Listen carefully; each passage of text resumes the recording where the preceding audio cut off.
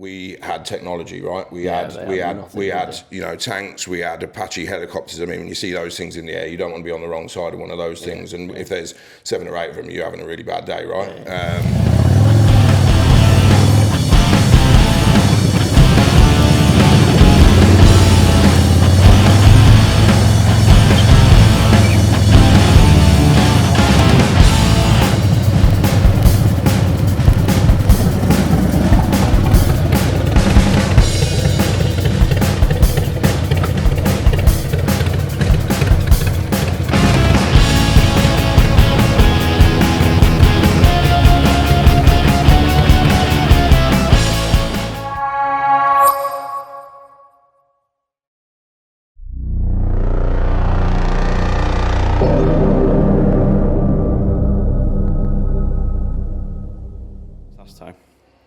Hi everyone, my name's Ashley Garsden and welcome to the Open Chair podcast.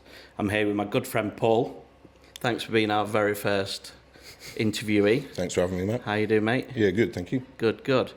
So what do you think makes a man? Big question. I think a few years ago, maybe longer than that, my basis for what makes a man, I think it's probably quite controversial today. Yeah. The reason being, I think a man's a provider. I think a man creates a home. Yeah. And I just want to be clear, these are my views, right? I appreciate that they may be, as I say, a bit controversial. But this comes from a background of growing up in a forces family, and that the male is quite a strong role model, and the mum of the home creates the house, looks after the family, and the man goes out there and sort of fends and forages, right? Kind of. 100%. Yeah. So what I would say is, in my early adulthood, I'd have said a man needs to be quite stoic, needs to not let things affect him. And quite honestly, I think later on in life I found that that's not the case, right? That not everything can be done on your own. Yeah, definitely. You need that bit of help, don't you? 100%. But going back into my early 20s, you wouldn't have got that answer. Yeah. No way. Yeah. Yeah, absolutely big not. hard boy. Well, this is it. Yeah. And as I say, everyone has different upbringings, right? Don't get me wrong, mine was mega. Like, my old man was forces. I've got a brother 4 years older than me. I've come from a family environment. My mum was probably, to be fair, I hope she don't watch this, but the scariest person in my house. So it was a wicked upbringing, but it was taught to me that the guy provides, right? That the guy is consistent in his approach, that he is unwielding in his efforts each day, and that's how I was brought up. So that's what I took into my early adulthood, right? Yeah, 100%. So obviously we're talking now, and you're ex-forces, hence why you're here. Yeah. When do you think you realised that you had mental health issues? Do you know what? This might be a long answer. You're right for that. Yeah, we're here for it. Because it kind of, I think it creeps up on you. So there's a number of events in my army career that sit and resonate with me, and I'll kind of try and stay on a thread of my mental health. So back in the late 90s, I completely destroyed my left knee. I'd completely severed my ACL, loads of cartilage damage, and ended up actually having surgery. At the time I was based in Germany, ended up having surgery in Germany to completely reconstruct my left knee. Now, through a couple of chance meetings, I was lucky enough to go to a place called Headley Court, which is sort of down Epsom way, which is the rehabilitation clinic for soldiers. And I reckon I'd have been maybe 21, 22 when I did all this. Went down there for 5 weeks intensive rehabilitation to obviously strengthen my leg, get me back to active service. And up until that point, I was bulletproof, right? Yeah. You know, the army teach you that you are literally indestructible.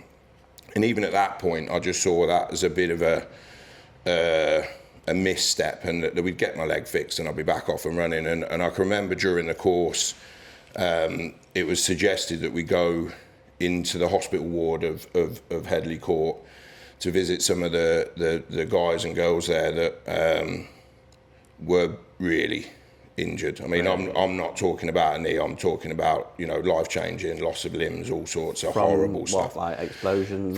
From combat, yeah, various different scenarios. I mean, I'm really careful on this because I don't want to name people, because I think it's unfair to identify people. But I had a guy on my course, as an example, was in Kenya. I was on a lower limbs injury course. He was in Kenya, and just an absolute chance situation he found himself in a soft top Land Rover, and a boulder rolled off the edge of a cliff and went straight through his vehicle, struck him on the head, and absolutely wiped one of his legs out. Wow.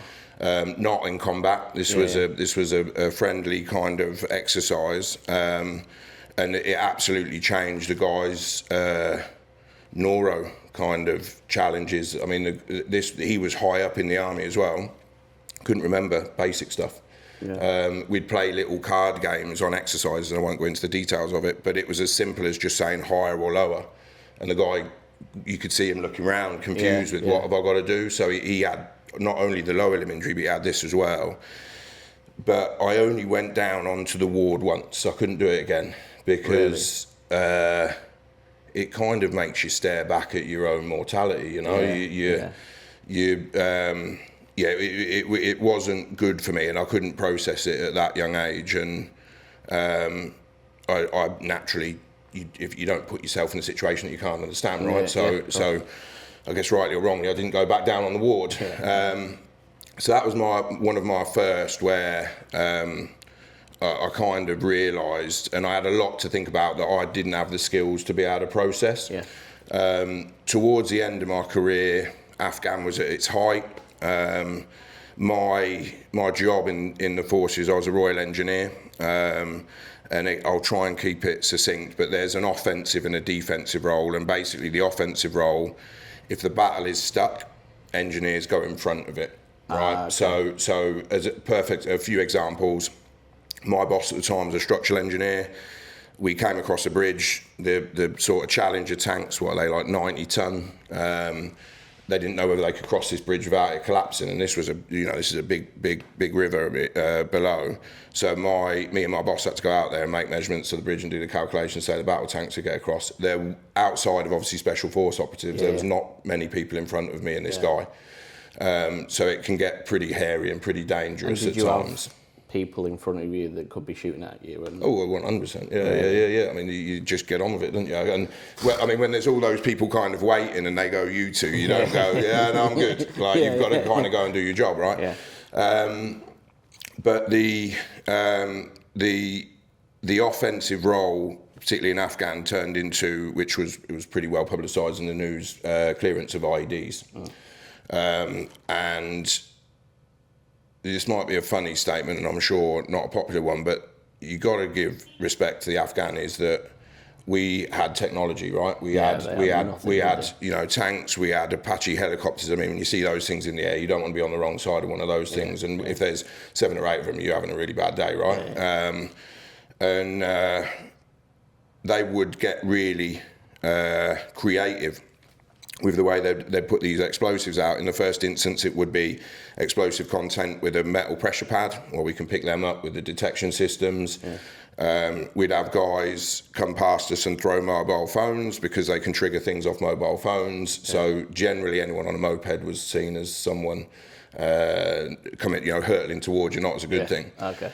And then they started, when they realised we had detection systems, they'd take all the pressure pads and all of the kind of wiring and hide that somewhere else, and just have us right on the explosive and remote detonate, all this sort of stuff. So the battle for IEDs saw the Royal Engineers take massive casualties. And I was at the Phase 2 Academy teaching recruits, and I was actually at my first pensionable point. And I'll be honest, Ash, and I've not really admitted this before, at that point it was a way up of, do I stay in with an inevitable trade set that would send me out to Afghan, where I'm losing lads that I perceive were better than me, or do I continue serving? And at that point, I chose to leave the forces, in part because I joined so young, but I'll be completely honest, in part because this mortality piece has always sort of been with me. So, I mean, I'm getting to the point. So it's a long one. Fine. You take your time. So I left the forces, ended up going back out to Afghan for 18 months as a civilian contractor. And when I look back, I probably wasn't very well then. Yeah. You don't have the backing of the army at that point. You work for a civilian company, and I won't name the business, but it was possibly one of their first outings in a war zone, I would imagine, right? Yeah. Crap security on the odd occasion, and I drove from a place called Herat to a place called Shindan. Now, Shindan's really famous in Afghan for being one of the biggest Russian military bases out there during the 70s. And this place was absolutely peppered with mines. And I drove to Shindan in a Ford Cortina with 2 Afghanis asleep with AK-47s and thought that was all right. This is just a Tuesday, right? Yeah. So when we got there, I met up with a Marine unit, American Marine unit, and the full colonel couldn't believe that I drove there. And part of me was like, I mean, my beard was probably as long as it is now, not as white at that point. Didn't have the hand tattoos, so I was almost dressed as a in local clothing. And I was probably, or I certainly had convinced myself that I was probably safer than the military forces and all these big vehicles and all this sort of stuff, because I'm just a dude in a car, right? But on hindsight, probably not the best decision I've made in my life. But I certainly, the arc of the first 18 months in Afghan,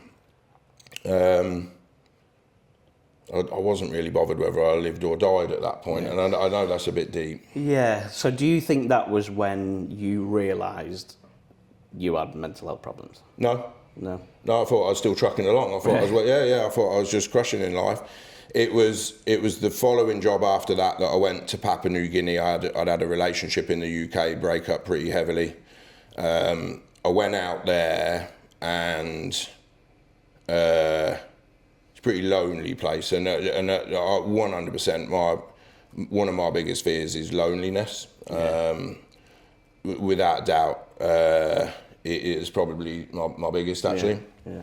And I was out there, and it was a new contract. It was at that time, that particular contract was pretty safe. It was on a mine site, so but I think it all just come rushing forward, and I can't give you a reason why. Yeah. There wasn't a particular event, but I can remember going into break room one lunchtime, and I've never told anyone this. And in the mornings you get your food packages and all that sort of stuff for the day, and I'm sitting there eating like a mixed fruit salad out of a plastic bowl on my own in the sort of breakout room, just burst into tears, Yeah. And I don't know why. Still don't really know why to that. I just the weight of all the shit that I'd gone through, right? Yeah. And I think at that point, I was like, this isn't perhaps normal behaviour. I shouldn't just do this randomly, right? Yeah. So I think probably out there, and this was, I don't know, 4 years after leaving the forces and all the stuff that went on there in the Afghan piece, So even after everything you went through, after that? And I think there's a thing that a lot of soldiers will full well know about, which is sort of survivor's guilt, survivor's remorse. Yeah. You ask yourself the question quite frequently, how comes I got out the other end of it? And look, I'm sure we'll come on to it, I've got lads that I hang around with now that a bit haunted, right? Like that I don't know what movie it is, it might be Platoon or whatever, but there's this 1,000-yard stare thing where guys can just sort of zone out and stare into the distance. I've got lads I hang around with now that 100% do that all the time. Really? 100%. Well, they just completely zone out. Like when you're maybe on a public transport or whatever, and you've just left the house, you've got everything sorted, and you're just sitting on the bus monging it. Yeah. Right? There's a real difference in there between monging it and kind of you're actually not in the room at all. Yeah. And your head's gone somewhere else for a minute. Do you get that? I kind of get that cutting hair sometimes. Do you what, mine? Yeah. That's why it looks the way it looks sometimes. No, I'll be just blasting the hair off. Yeah. And I'll just be looking out the window, just staring. Yeah. But I think there's some subtle differences, because it's kind of like when you drive your car to work, right, and you just turn up, and obviously you are in control, but you've got that motor pattern of your body that just kind of gets you there, right? Yeah. So I get that, because geez, you've been cutting hair for years, so some of this just your hands just know what they're doing. Literally, right? Yeah. But this, so I do get that. This is I think haunted's the right word for it, right. And I don't want to do my guys any disjustice, but I'm sure if they were sat here now, they would. I think most soldiers, they've got to be tremendously lucky to finish a slug of a career, and not carry some burden, mate. Yeah. If I'm honest, yeah. I mean, there can't be many soldiers out there that don't think about anything. No, I mean, my old man was Ireland. You know, he was in Ireland in the early 70s when it was probably at his worst. One of my uncles was Iraq. 91. He saw some pretty gnarly stuff out there, and mine was a bit of a mix, really. I did Bosnia and Kosovo at 17. Was I prepared for that? No. I mean, training-wise, mentally, not at 17. You know, not when I had mates that were still doing A-levels and all that sort of stuff, and I'm trying to keep people away from each other, because these guys were doing some pretty nasty stuff to each other. It's pretty heavy to see at 17. Yeah. So that takes me back to talking about your uncle and your dad. But growing up, what messages did you hear about men and their emotions? Like, did your dad kind of ever? No. It was that old school mentality. 100%. Yeah. I mean, and look, my dad's a legend, eh? Like, and you told me many stories. Yeah, just absolute sick bloke, and you can't do it these days, and I think he's retired, so they can't get him in trouble for it. But during the school holidays, the 6 weeks, I'd be on the truck with him the whole time, because he left the forces as an infantryman. So generally, they fall into like your HGV stuff like that. 6 weeks holidays through the summer, I'd be sat in the truck with him for 6 weeks, and I was young, right? And you've got to recognise the stories he was telling me now. I received that information and understood it as a young lad. I'm sure there's different nuances between the two, but I would leave those. Certainly, what you got to measure it on the feelings it left me with, which were number one, my dad's a legend, and number two, he generally enjoyed his time in the forces, and he cut his career short for me and my brother to ensure we had a stable environment for our education, all that sort of stuff, and definitely I would put that down to one of his regrets. But from a mental health perspective, not even on the cards. I mean, I can remember when I snapped my ACL the first time round. I went to Headley Corps, was deployed out to Bosnia, and then flew straight from because I was a single lad. You can get extra money if you stay in country for longer. So I've got nothing at home. 100%. So I flew straight from Bosnia straight into Kosovo, because I was just like, let's get some money, right, and then spend it recklessly when I go home. But my ACL wasn't ready. My knee wasn't ready, and I went on a promotional course, and within the first week you got massive weight on your back, and the whole point of it is that you're fatigued massively during these courses.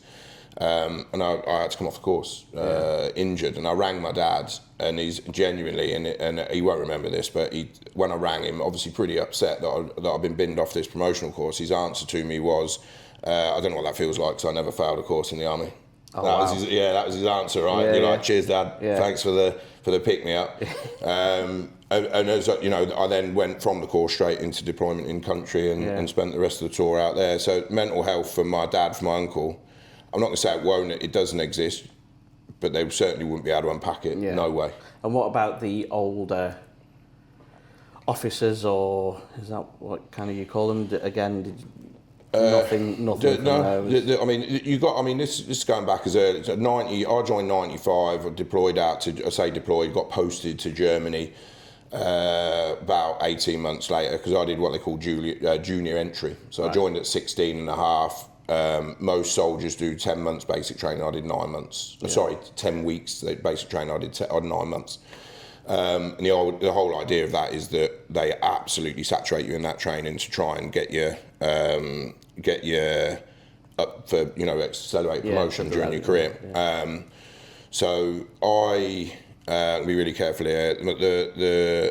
the first serious, I mean, the guy ended up dying, but the first serious injury I came across was on a friendly exercise, and unfortunately somebody, and this is quite natural, somebody was sleeping outside by the side of their vehicle in Poland, and Poland is typically, the areas I've been to is very dark, so all the MVGs, the night vision goggle type stuff, they work off ambient light, right? Yeah. So like street lights and stuff. Yeah, so I mean, but bear in mind, I'm in the middle of a forest, right? So there's no street lights, so the moon is the only light you get for the MVGs to pick up any shapes, right? Poland in this particular area is known for being really dark. For whatever reason, you didn't get a lot of ambient light from the moon, and the driver of another vehicle had his MVGs on but couldn't really see and ran over this guy. And this is a tank. Wow. So you don't come back from that, right? It went straight over his chest. And at 17, I could see all these lights on. I was on patrol, we were pretending to play soldiers, all this sort of stuff. I saw all these lights on, flashing sort of reds and blues, and you're just like a bit of a moth. I'm like, what's going on over there? I want to kind of have a look. That was the first. I mean, this guy had been tracked straight over his chest. He was still alive, and they were trying to give him. Was he an English soldier? Yeah, it was my boss. Oh, it was my right. boss. Okay, wow. And there was a couple of things said in the aftermath of this. The first one was the regimental sergeant major at the time of the unit came over to us and said, well, it takes 2 people to die on this exercise for it to be cancelled, so get in your vehicles.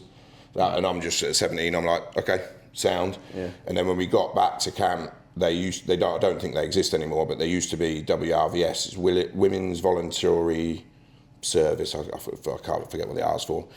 But it used to be like someone like your nan, like genuine. It used to be, it was probably a widow of someone, like they had a connection to the forces. And they really just ran like a little caff upstairs in one of the buildings. You could play chess and all that. And she would chat to you. Yeah. That was it. That was any level of therapy you'd get. Really? And they got my whole troop, 30 dudes. Yeah. I'm the youngest one there. I've got a hairy ass guy next to me who's like served 15 years. Yeah. And she said to us, does anyone need any counselling?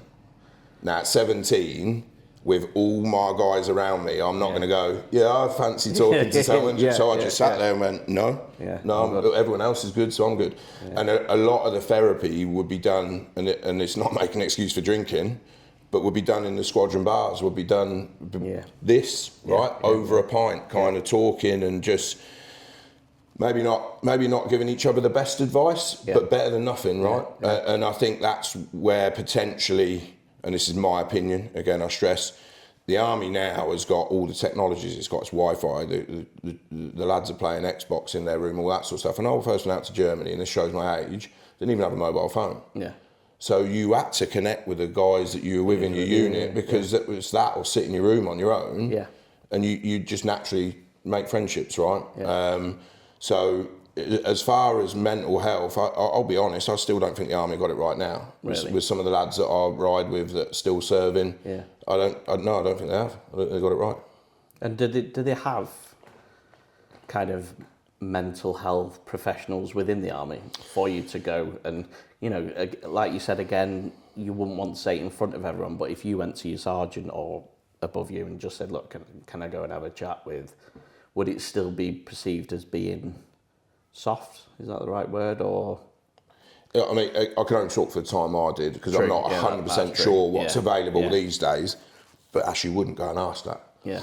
You would not go into the troop office to your boss and go, can I go and talk to someone about it? Yeah. Typically when I saw it happen is when somebody is at critical mass and their drinking gets out of hand and it happens, right? And I'm not putting the army into disrepute by saying that you get massive walks of life in the forces, right? Shit goes wrong, right? And the times I saw people get out when they got pissed up and nicked a vehicle and gone downtown drinking on a massive bender and smashed the boozer up and all that sort. That's when the army would go, I think this guy might have a bit of an issue. Yeah.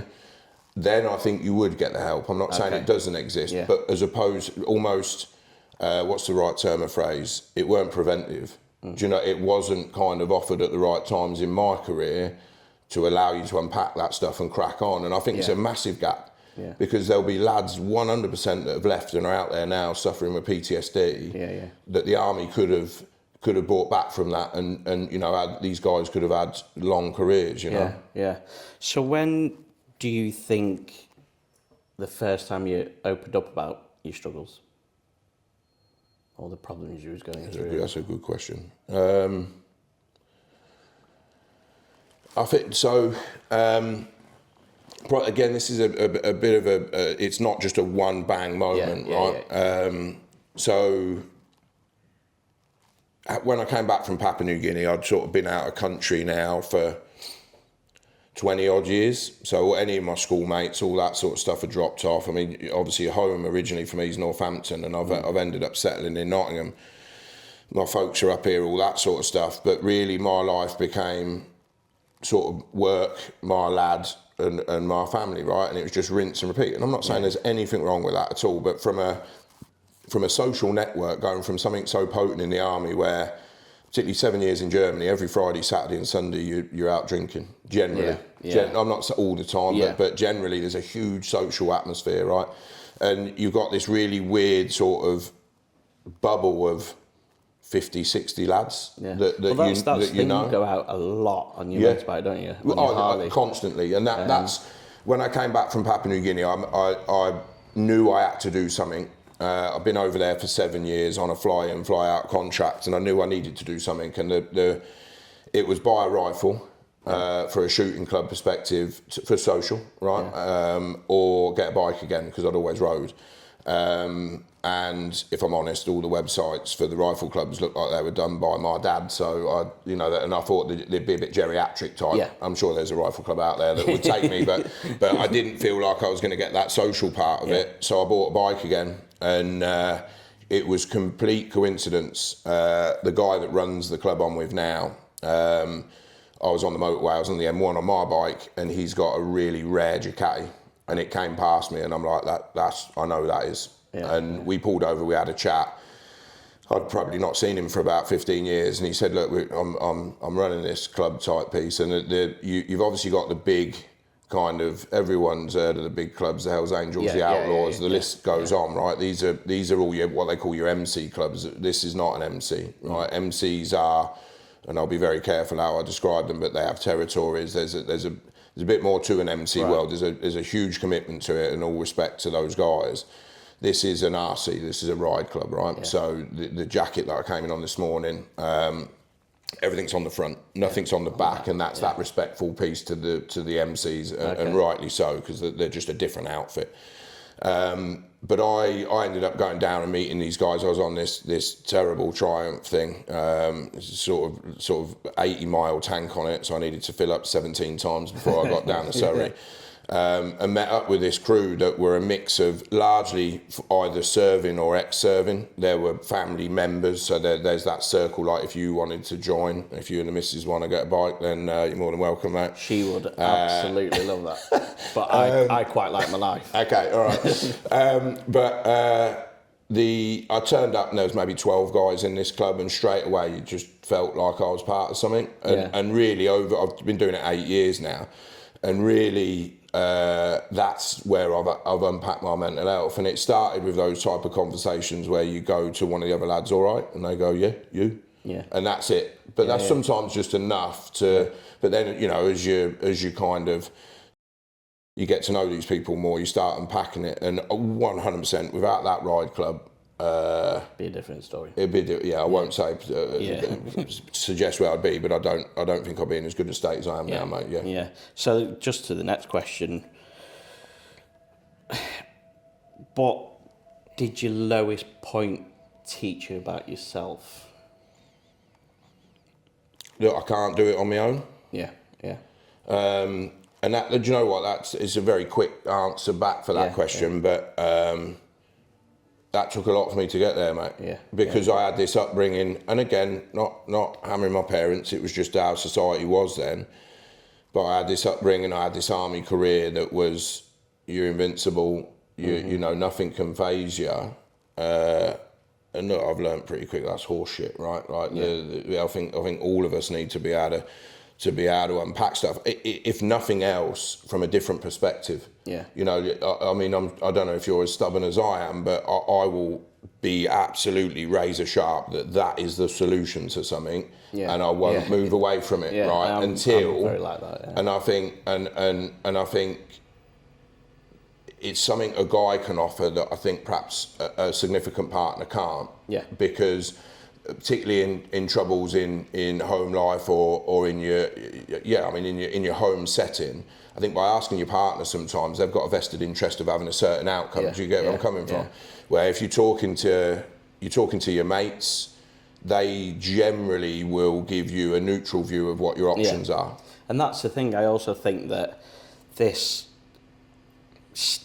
not stigma, but a lot of men that I talk to say, you know, you've got to meet up with your mates. Yeah. Because you've got to, like you say, your significant partner, you don't always say everything to, but you can say it to the boys. Yeah. And I think that comes from a good place, right? Yeah. I think that protection piece that I go back to, which is still built in me, I perhaps wouldn't say things to my partner in fear of bringing them into the problem. This is my problem to sort out. You know, I'm here, this is what my job is in this kind of family unit. So I'm not sharing because I'm being a prick. I'm not sharing because I want to keep you away from this problem. I will fix this type scenario. So it comes from the right place, I think, a lot of the time. Yeah, yeah. Was there someone who helped change your perspective to mental health, do you think? I wouldn't say one person necessarily. That group that I'm with now. Yeah. You know, in an 8-year cycle, there's been times where some of the lads are up, some of the lads are down. I mean, going back sort of, and I won't go into details, but about 12 months ago, I'd always, as I joined, I was in a pretty good spot.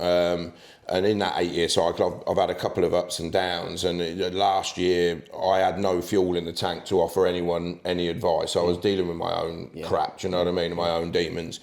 And the guys sort of fell back to me. There is a core of lads in that club that I'd probably share more with than others. But it's a constant back and forth. There's one particular lad in there that I share all sorts, and he shares all sorts, and we always end the conversation with, you know, you can always ring me, don't you? Yeah. And we always go, well, I'm fucking not gonna. Do you know? It's almost like this ongoing joke now. That when we're in each other's company, we'll share that stuff, but we don't want to be that burden as well. Yeah. And I think that's a big part of what makes that man piece that you asked me. I shouldn't be a burden on society or anyone I interact with, and one of my mantras for good or bad is I should always leave a situation better than I found it. Yeah. Do you know what I mean? And totally get that. And if I don't do that, there's this kind of death by 1,000 cuts of you failed again, and you know, you're always kind of scanning yourself type piece. Yeah. Because I find it a little bit weird sometimes. I'll go and have a beer with a mate or someone that I've kind of known a little bit, and then I get a bit weirded out when you leave and they're like, love you, man. Yeah, no. And it's still I think, you find it a little bit weird. I could probably count on one hand. I could probably count on one hand how many times I've said that, and it's not because I don't love these lads, you know, it's a bit of vulnerability, isn't it? Yeah, it's just hearing it come from a bloke, I think. Yeah. But yeah, what do you wish society understood about mental health? Oh, we're going men's mental health, right? Yeah. All of it.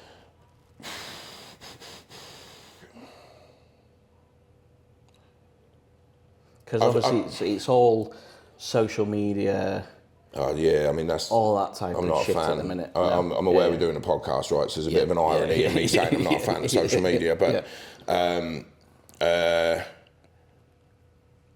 I think whether it be male or female mental health, that everyone is likely carrying some burden, right?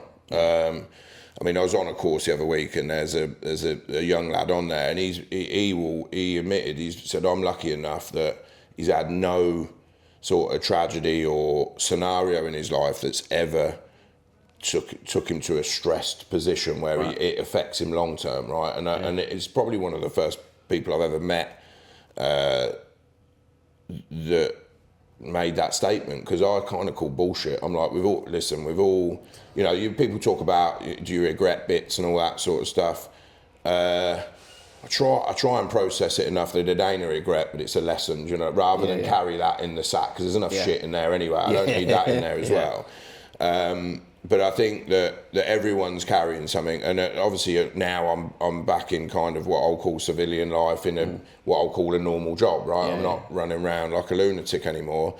I always carry that into my meetings with my guys. If someone's a bit off, my first instance is there stuff going on that I'm not aware of. Now, you've got to be really careful how you pry that open, and they will only share what they're willing to share. But I think generally, I don't think you get to a decent age in your life without carrying some baggage. But I think men are particularly shit at offloading it. Definitely. Well, that was bringing me to my next question was, what do you think the first sign of seeing a friend or just seeing someone struggling with the mental health? There's a few, because it depends on personality, doesn't it? Yeah. Going quiet is a good sign, not a good sign, a sign. Yeah. Somebody that starts turning in on themselves, but I would say that quickly then goes to making irrational decisions about stuff. I mean, if you've known someone long enough, you sort of think that's a bit out of character, isn't it? And I think as well, say you've got events going on, and then all of a sudden, like, oh, I'm really sorry, mate, I'm not going to be able to make it. Yeah, and that happens. I mean, the again, without going into too much detail about how my club works, there's different positions, and in short, there's 5 of us that run the club, and in all honesty, those 5 set the events up for the year, right? Yeah. But there's 28 of us, I think, in the club now, and one of my jobs, because I'm one of the 5 at the minute, one of my jobs each year, we review people's attendance, and we do that from a space of, it used to be the old guard that did the job before me, that would be a bit of a telling off. I'd ring you and go, Ash, why have you only turned up to 2 events and all that sort of stuff. That's a bit like me playing darts. But we realised that wasn't really the approach, because if people, generally, if they're having fun and they want to be part of this, then they'll turn up, right? We're not forcing people to do it. Yeah. So if people didn't turn up, we'd have an indication throughout the year that they were potentially struggling. But my call to the guys now is more of a welfare call. Yeah. So, we have lads transitioning out the forces that perhaps they just ain't got the cash for it. They're fine. They just can't afford it at this point. And then at the other end of that spectrum, you have lads that are in a proper hole. Yeah. And you know that. But generally, by the time I get to that call, we know, with us being spread across the country, there's normally one member close to another one. And we see it as their responsibility to go and see if that person's okay and try and dig them out. And it ebbs and flows. Really good. Yeah, it does ebb and flow. Yeah. So what do you think simple daily habits, and I know what you're going to say, could be to improve your mental health? And I mean, you're a ripped guy. So thanks. I'll take that. Give me a fist bump right there. So I know that's going to be a big part of it. Yeah. I mean, for me, gym is definitely, and I don't put me in front of a treadmill now and I'll punch you, because I'm never running again in my life. And if at the minute, to be fair, I'm too heavy for it. My knees wouldn't cope with it. But gym, 100%. If I go a week without training, I find I'm not able to. I haven't got the mental load to kind of get back in again. And I mean, that's it. When you take a break from it, it's tough to get back. It 100% is. Yeah. So consistency of approach in the gym is hugely important to me. Yeah. Look, we all know the things that help. Good diet. Yeah. And listen, I'm not sitting there. I love McDonald's, right? And particularly with a 12-year-old, if he gets his opportunity to have one, I'll have one with him, right? Yeah. So I know what to sort of feed into the system and what to feed out. But outside of the kind of physical, I'm a big believer that your mental is connected to your physical. Like I've had, and I won't go into the full details because it's gross, but I've had stomach issues that I properly attribute to the burden that I was carrying and the consistent burden. Yeah. Right. I think some of my stomach issues as I've slowly solved some of the challenges I've got, my stomach slowly got better. So there's definitely a connection physically and mentally. I 100% believe that. So I'm not very good at it, but trying to reflect on stuff. I think I'm really good at work with that stuff. I think because I can disconnect the emotions out of it. Yeah, you always, the stories that you tell me about work, things like that, you throw everything in pretty much 100% into your work. Yeah, 100%. And then when you come back from work, you do loads of activities with your son. Yeah, as much as I can, right? Yeah. Like, because I'm aware he's only young for such a short period of time, and I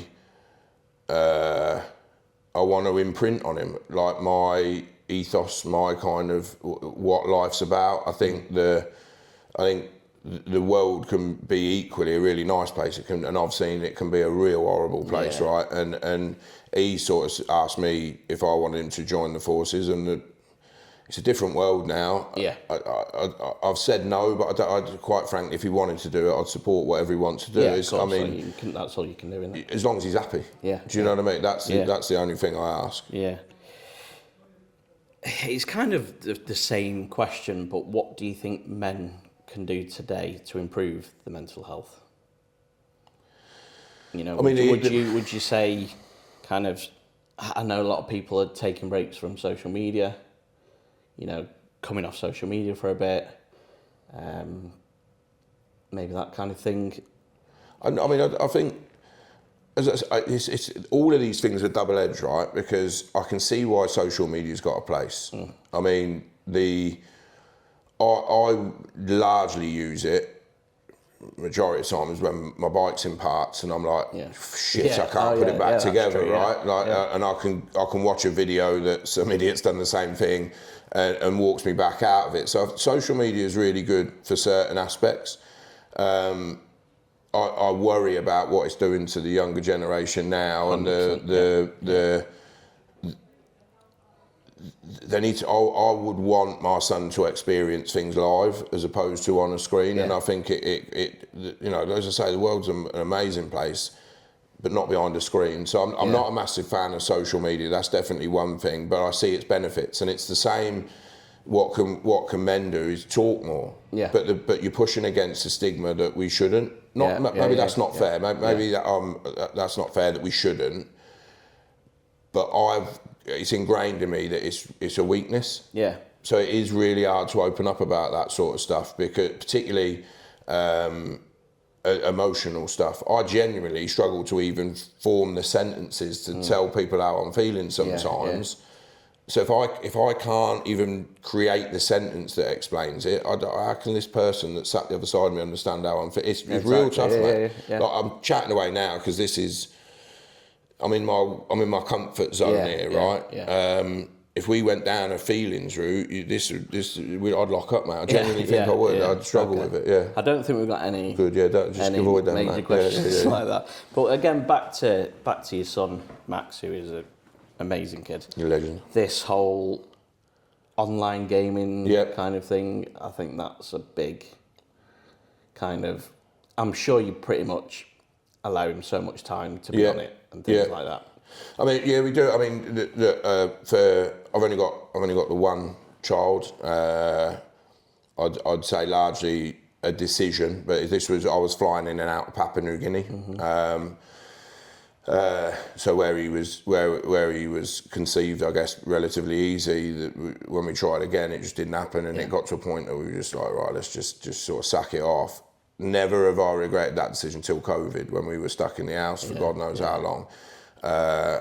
Myself and my partner at the time, we were both flat stick with work, and he's just stuck in the house. You know, it was trying to fill the mornings with Joe Wick's fitness bloody hour or whatever. Do you remember that crap? Sorry, I love Joe Wicks. But that sort of stuff, and I can remember he sat next to me one day at the computer, and obviously I'm pounding away, and at the time I was working for a company that tested respiratory masks, right? So you can imagine, you know, awful scenario from a financial and a business perspective, and actually from a societal perspective of providing these masks. It was hugely important that we cracked on with that. So I was busy, and he sat there one day and just said to me, I'm lonely, eh? And bear in mind, that's my worst fear. I was like, oh no, you do not want to be in this place where I'm at, kind of thing. So at the time, we were pretty regimented with tech. And this sounds like properly regimented, but he'd do chores or whatever, and he'd almost buy currency for his tech, right? That's great, actually. And but COVID knocked that all out of the park, because his cousin was in Essex, so he's a fair distance away. And tech was a way of speaking to his cousin, right? And, that's true, and we released the shackles on that, and look, it's really difficult, Ash, because I want him to be savvy with stuff. So I don't want him, and I think that this is a kind of, I perceive, this is a dad's outlook versus a mum's outlook. A mum is a full protector, and you know, I get it. I completely get it. Yeah.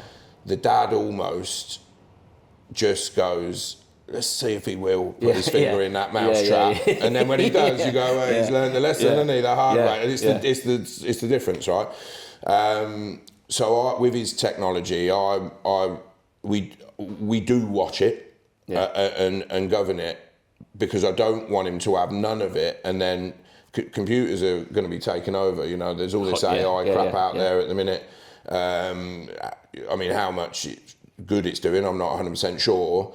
But if I don't expose him to this stuff, am I preparing him for an adult life? I don't know. This is what scares me, is the society these days of our kids growing up and it being awful for them. Yeah.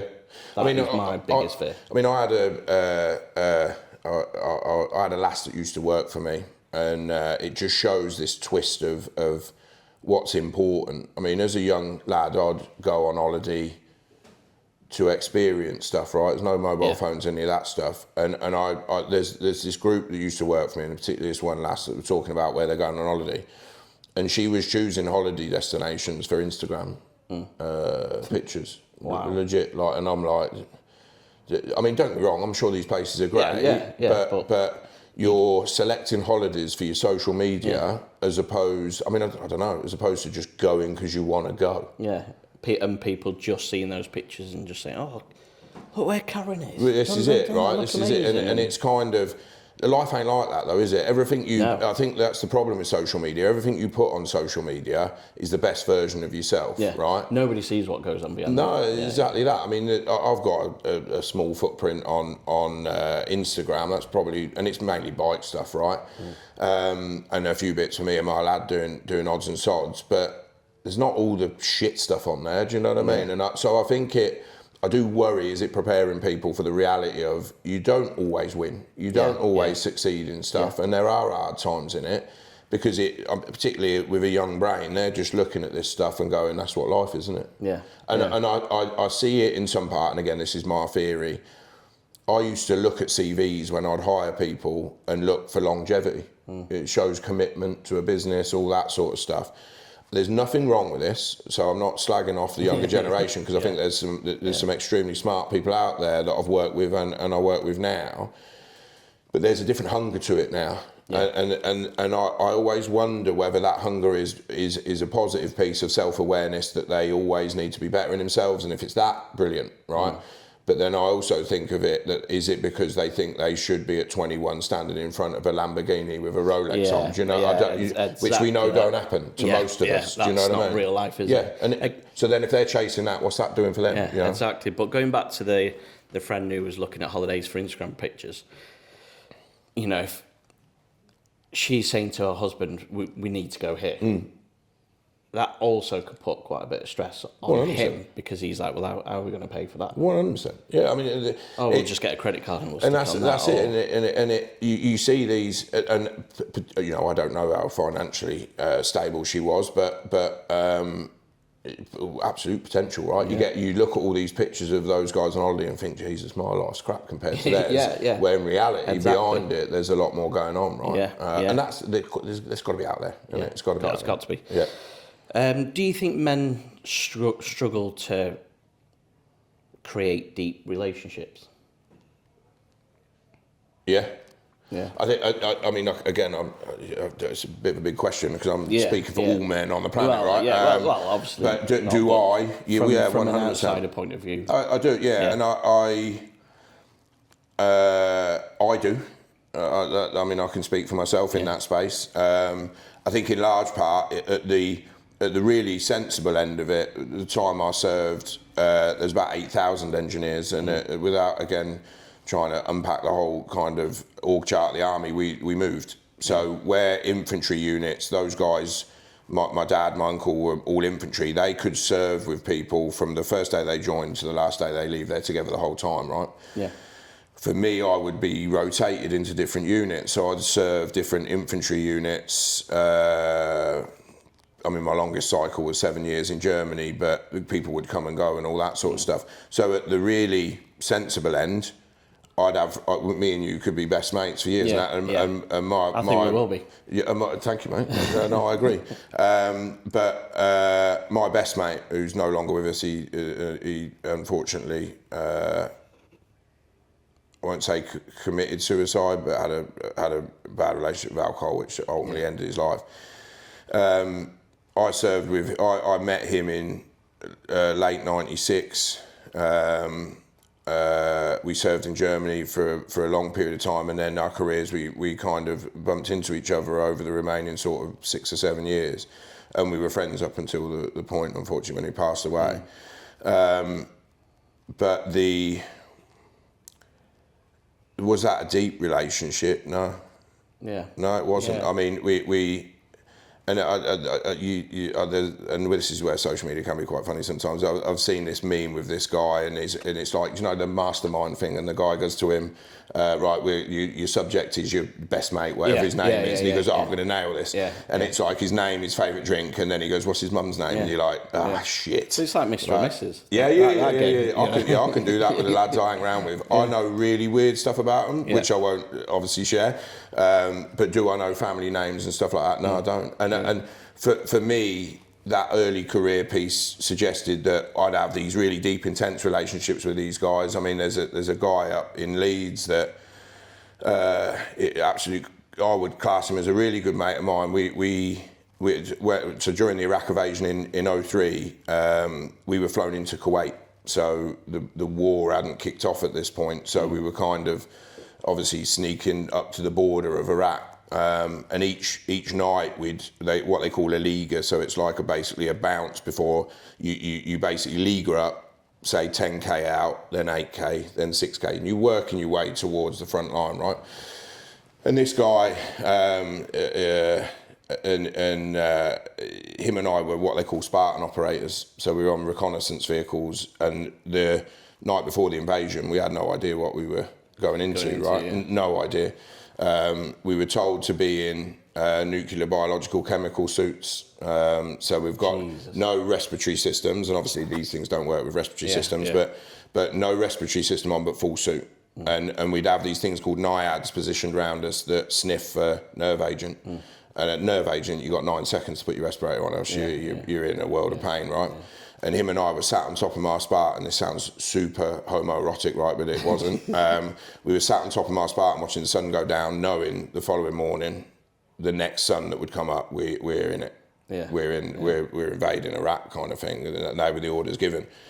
Those things don't leave you, mate. Like that dude that I see maybe once a year up in Leeds, he runs a really successful gym up there. He's an absolute mountain of a human being. But I'll never lose that connection with that bloke because we generally didn't know whether we were going to see the end of another day, right? That's awesome. It's movie shit, isn't it? But not when it's happening to you. Well, not at the time it wasn't. But look at the friendship you've got out of it. And you know, you sit there and write letters to your sergeant major comes around and says, write a letter to your mum and dad or your significant other. Because if you die, I'm posting that to them. And before we left Germany, you pack your boxes into personal stuff and military stuff. To your family. So it just gets shipped back. And you all these events, you're doing it with all these different guys. But have I got a real close relationship with any of them? No. Not really. It's weird, isn't it? Yeah, I'm pretty... I count on one hand where... And I've probably still got a couple of fingers left that I can call true friends. You know, I've got different areas of friends. I played darts on a Thursday night. They're my pub mates. I've got my work colleagues. They're my work mates. But as of deep friendships, I think there's a difference, mate. Like I've got true friends. That and again, I want to stress this is from a movie, so I'm not suggesting I want to do this, but there's a Ben Affleck movie where he goes up to this guy and goes, "You can't ask me where we're going, but we're going to go and kill someone." Okay. And the guy just goes to him, "Whose car are we taking?" And he's just in, do you know what I mean? Yeah. So I've got guys that I could ring up and say, "I need your help with something," and I'm not suggesting burying a body, I'm talking about a bit of gardening or whatever. My life's not that cool. But they'd do it. Like, you know, I've got a few guys around the country that would absolutely do that for me. I have those trusting relationships. Do I have a deep one? Well, I've got a male friend that knows every ins and out. No, but that's because I don't want to share that stuff. Do you know what I mean? That's not their failing. That's my kind of view on the world, if you like. So that takes me perfectly to the next question. But how do you think men can support people friends with mental health issues better? Don't look at it as a task. Or who are struggling. You don't look at it as a task, mate. Again, I can only speak for myself, but I'm really task orientated. And you know, like when you're talking to the missus or whatever, and they're sharing their problems with you, I think men are wired to, they're listening and trying to build a solution to that problem. I don't think it's, you know, sometimes they just want to chat it through you. They don't want a solution, they just want an ear, right? Yeah. That for me is, don't try and solve all their problems. And I've had lads where you just sit with them. Yeah. Are you okay? Yeah, you're maybe even 100%. Three times, maybe just ask it 3 times. Yeah, and do you know what? Sometimes them just going, yeah, I'm good. Yeah. And that first conversation, just leave it there. Do you know what I mean? And they'll come back round, and I found that with the guys that I ride with. There's been, as I say, there's some without doubt carrying PTSD, and I love these boys to bits, and you know, each of them acts differently in different scenarios. Some you have to keep an eye on when we go out for a beer. Because they're the nicest person, right? They'll do anything for you sober, but as soon as they've had a few, it sends them to the wrong place. Yeah, I just cry. Yeah, is it? Yeah. I'm a crier. So I'm lucky enough that I'm just like that fun drunk person until I pass out. That's my gig. Yeah. What role does loneliness, do you think, plays a part in a man's well-being? I mean, obviously we know, you know, when you're lonely, it's rough, isn't it? Yeah. It's I don't know whether it just goes back to kind of I perceive us as pack animals. Yeah. You know, I think that men need to be around other men. You know, you're going back to kind of caveman days, right? You're going on hunting packs and all that sort of stuff. I think there's a bond that comes from that. Mm-hmm. So from my perspective, when a guy's not round other guys, I think it massively affects. I mean, the contract I had in Afghan, there was some choppy water there for me, and it was largely because I was the only Brit-speaking person in the team, first language, right?